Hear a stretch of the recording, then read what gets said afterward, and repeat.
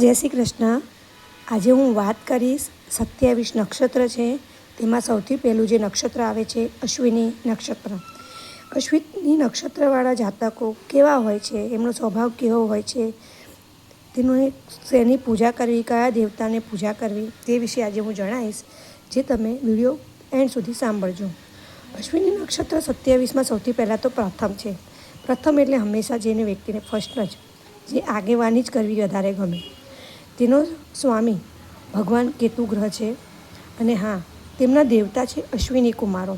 અશ્વિની કુમારો 2 છે, તેથી નોર્મલી આ જાતકોનો કોઈ બી વસ્તુ 2 વધારે ગમતી હોય છે।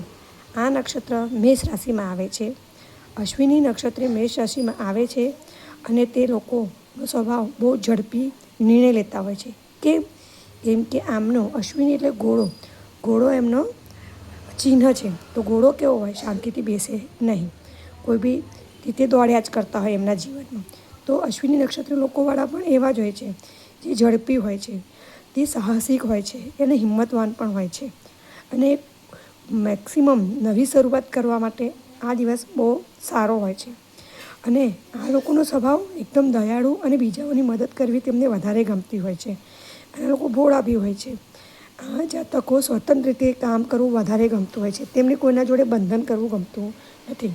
તે પોતાની રીતે જ એમનું કામ કરવું વધારે ગમતું હોય છે। આ જાતકોનો પ્રવાસનો શોખ બહુ જ હોય છે, તે જ પ્રવાસ કરતા પણ હોય છે અને આ જાતકોનો ઔષધિ રીતે માનવામાં આવે છે આ નક્ષત્રને। તેથી સારા ડૉક્ટર, સારા સર્જનના ક્ષેત્રમાં એમને બહુ જ સફળતા જોવા મળતો હોય છે। આ લોકોને ખાલી એમના જીવનમાં ધીરજ રાખવાની જ જરૂર હોય છે, કે બહુ ઝડપી હોય છે, તો ઝડપના હિસાબે ઘણી વખત ખોટો નિર્ણય ના લે તેની ખાસ કાળજી રાખવાની હોય છે। જીવનમાં સફળતા મળતી હોય છે ઘણી મહેનત કર્યા પછી, પણ મળે છે અમને સફળતા।